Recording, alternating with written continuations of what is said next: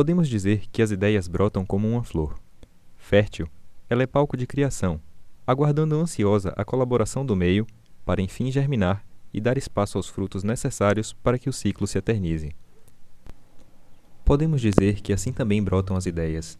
Não acontecem de maneira simples, dependem da colaboração das experiências vividas, das palavras trocadas, dos estudos, da observação. Com a criação do Centro de Estudos e Terapia do Abuso de Drogas, não foi diferente.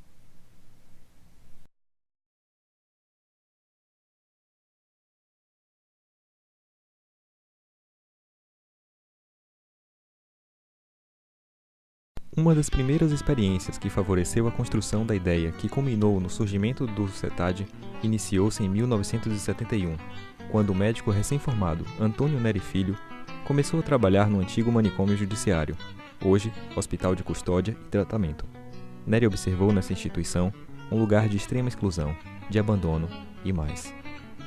Eu fiquei muito marcado por essa experiência, sobretudo porque eu encontrei lá muitas dependências medicamentosas, isto é, dependências causadas pelo próprio tratamento psiquiátrico naquela instituição pericial, judiciária, médico-judiciário. A experiência no próprio manicômio judiciário levou Neri a ser convidado pela professora Maria Tereza Pacheco para lecionar psiquiatria forense na Faculdade de Medicina da Universidade Federal da Bahia.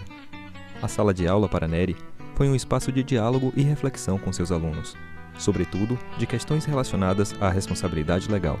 E a questão da vida das pessoas naquela instituição, com a responsabilidade do Estado sobre isto e a responsabilidade dessas pessoas sobre as suas próprias vidas. Mais do que isso, eu continuei pensando nos efeitos que aquela hospitalização produzia sobre as pessoas. Pessoas que se encontravam ali para perícia por uso de drogas. E alguma coisa deve ter acontecido, como diz a música de Caetano, alguma coisa acontece em meu coração. E só quando cruza a Ipiranga com a Avenida São João. Eu devo ter cruzado alguma avenida de minha vida e eu me descobri mais interessado por estas pessoas usuárias de drogas que estavam no manicômio judiciário para a perícia. Mas, afinal, quem eram essas pessoas usuárias de drogas? Por que eram tratadas dessa forma? Que tipo de tratamento era realizado para as dependências, inclusive as medicamentosas? Neri foi em busca dessas respostas e pôde então constatar que muito pouco era feito ou discutido no Estado. Então isso me abriu uma possibilidade de buscar mais informações e de cuidar desta questão, isto é, do consumo de medicamentos psicotrópicos, de drogas ilegais, de álcool na Bahia, porque me parecia que isto naquela época era pouco falado ou era muito mal falado. Em meados da década de 60 e nos anos 70 e 80, o Brasil viveu um período de ditadura militar, cuja repressão estendeu-se também ao consumo de drogas. Houve uma criminalização a partir dos anos 65, cada vez mais forte, com uma repressão cada vez mais intensa aos usuários. Criminalização, repressão, punição, tudo isso voltado para os usuários. E o que é mais interessante, durante esses anos, 1970, os anos 70 e os anos 80, se atribuía à droga os males da nossa juventude, os males da nossa vida, eu diria até os males do trânsito. Quer dizer, havia um interesse em criminalizar e punir e dizer, estão vendo que o mal vem da droga? Esta postura política era fruto da influência dos Estados Unidos, dentro daquilo que ficou conhecido como Guerra às Drogas. Em outra direção, porém, encontrava-se o pensamento de Neri, que já conhecia o professor Claude Liebenstein, diretor do Centro Médico Marmottan, reconhecido internacionalmente pela excelência no tratamento aos usuários de drogas ilícitas na França.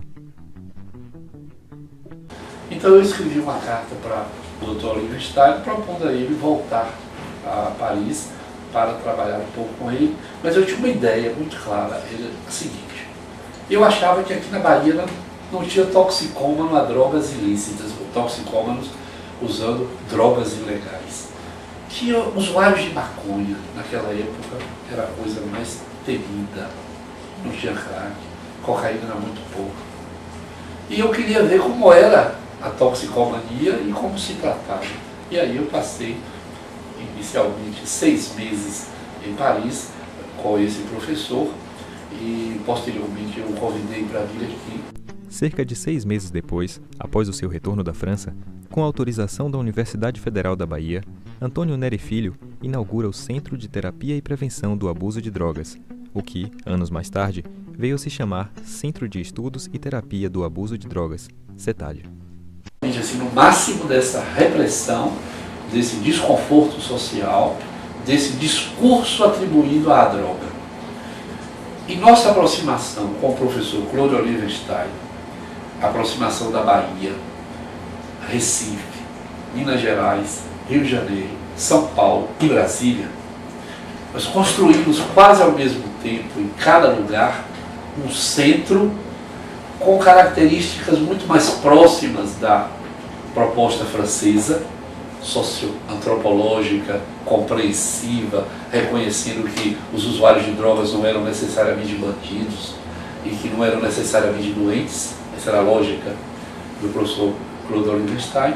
Nós criamos, entre 1985 e 1990, nós fomos construindo uma nova ideologia, eu diria, abrindo novas possibilidades na clínica, na pesquisa, no acompanhamento da família, mas sobretudo no enfrentamento ao discurso hegemônico da droga como um mal a ser erradicado a qualquer custo. Nós começamos a dizer fortemente que consumir droga era uma questão humana, que não eram as drogas que consumiam as pessoas, eram as pessoas que consumiam as drogas, que era preciso compreender que o fato de ser mortal produzia um mal-estar nos humanos, que era preciso apaziguar com alguma coisa, e as drogas eram uma forma desse apaziguamento.